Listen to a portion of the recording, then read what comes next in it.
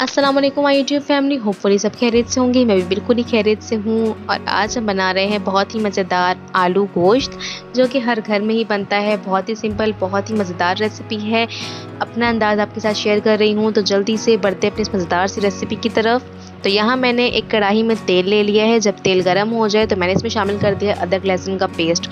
मैं यहाँ सरसों के तेल में खाने बनाती हूँ, इससे खाने का फ्लेवर बहुत ही ज़्यादा बढ़ जाता है।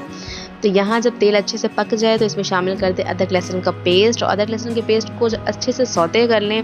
जब इसमें से अच्छी सी खुशबू आने लग जाए तो इसमें शामिल कर दें मीट। मैं यहाँ बीफ का इस्तेमाल कर रही हूँ, आप चाहे तो चिकन का भी यूज़ कर सकते हैं, आप चाहे तो इसमें मटन का भी यूज़ कर सकते हैं, लेकिन चिकन को पकाने का अंदाज़ थोड़ा सा डिफरेंट हो जाता है।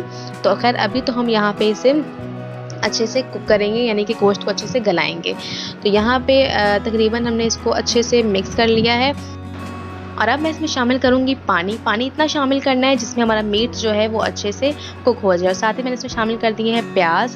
प्याज शामिल करने के बाद मैंने इसमें शामिल किया टमाटर। टमाटर और प्याज इतना शामिल करना है जिसमें हमारे जितना भी मसाला रिक्वायर्ड है, यानी कि जितना मसाला हमें चाहिए उस हिसाब से प्याज और टमाटर शामिल कर दें, क्योंकि मसाले जो है वो टमाटर और प्याज के साथ ही बनते हैं। तो मैंने यहाँ प्याज और टमाटर शामिल कर दिया है।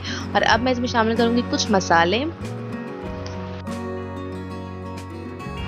जिनमें है हल्दी पाउडर। यहाँ मैंने हल्दी पाउडर शामिल कर दिया है।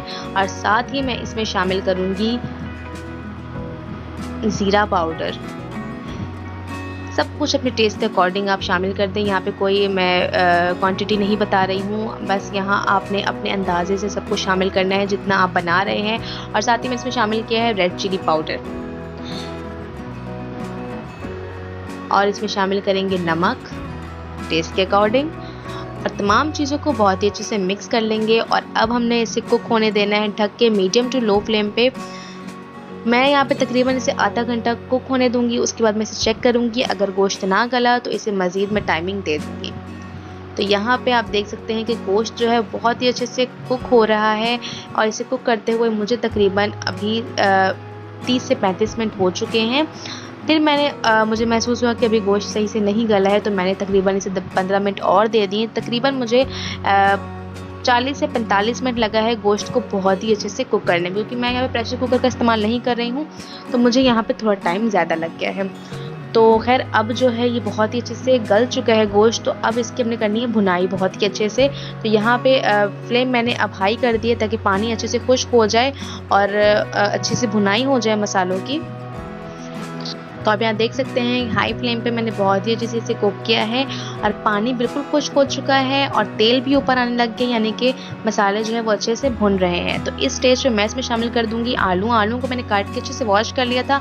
आप जिस साइज़ में आलू को रखना चाहते हैं उस साइज़ में रखें, ज़्यादा बड़े या छोटे आपकी अपनी मर्ज़ी है। तो यहाँ मैंने आलू शामिल कर दी हैं। बहुत ज़्यादा बड़े आलू नहीं कटे हुए हैं, तो जल्दी से ही कुक हो जाएंगे। तो अब आलू को हमने गोश्त के साथ बहुत ही अच्छे से भूनना है, तकरीबन 5 से 10 मिनट के लिए। हाई फ्लेम पर मैं इसकी भुनाई कर रही हूँ आलू के साथ। तो यहाँ मुझे आलू को भूनते हुए गोश्त के साथ तकरीबन 10 मिनट हो चुके हैं। मैंने बहुत ही अच्छे से इसकी भुनाई की है। और अब मैं इसमें शामिल करूँगी पानी। पानी इतना शामिल करना है जिसमें आलू हमारे अच्छे से गल जाएं, और जितनी आपको ग्रेवी चाहिए उस हिसाब से आप पानी शामिल कर दें। तो मैंने यहाँ पानी शामिल कर दिया है। और अब मैं इसे ढक के अच्छे से कुक होने दूँगी ताकि आलू जो है हमारे जल्दी से कुक हो जाए।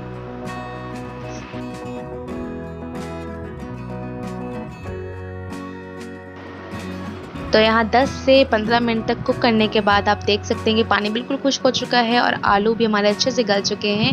और बहुत ही मज़ेदार खुशबू आ रही है क्योंकि मसाले अच्छे से भुन चुके हैं। तो यहाँ पे अब मैं लास्ट में इसमें गरम मसाला पाउडर शामिल करूँगी और उसके बाद इसे करूँगी सर्व। अगर आपको ग्रेवी पसंद है तो आप इसमें थोड़ा सा मज़ीद पानी शामिल करके ग्रेवी रख सकते हैं, लेकिन मुझे भी ग्रेवी नहीं चाहिए थी। तो यहाँ मज़ेदार से आलू गोश्त बन के बिल्कुल तैयार हो चुके हैं। आप इसमें लास्ट में सब्ज़ धनिया और सब्ज़ मिर्च शामिल करें। बहुत ही मज़ेदार, बहुत ही सिंपल रेसिपी है, हर घर में बनती है, बस बनाने का अंदाज़ थोड़ा सा मुख्तलिफ होता है। तो मैंने अपना अंदाज़ आपके साथ शेयर किया है। होपफुली आपको रेसिपी पसंद आई होगी। अगर आपको मेरी रेसिपीज़ पसंद आ रही है तो प्लीज़ मेरे चैनल को लाइक शेयर सब्सक्राइब कर दें। मिलते हैं इंशाल्लाह इस तरह की मज़ेदार सी वीडियोज़ में। तब तक के लिए अपना बहुत सारा ख्याल रखें। अल्लाह हाफिज़।